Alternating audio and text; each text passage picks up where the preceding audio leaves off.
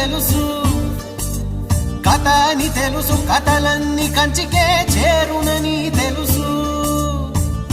తెలుసు తెర తొలుగుతుందని, తెలుసు తెల్లారుతుందని, తెలుసు ఈ కట్టె పుట్టుకుమంటదని, తెలుసు ఈ మట్టి మట్టిలో కలిసిపోతదని.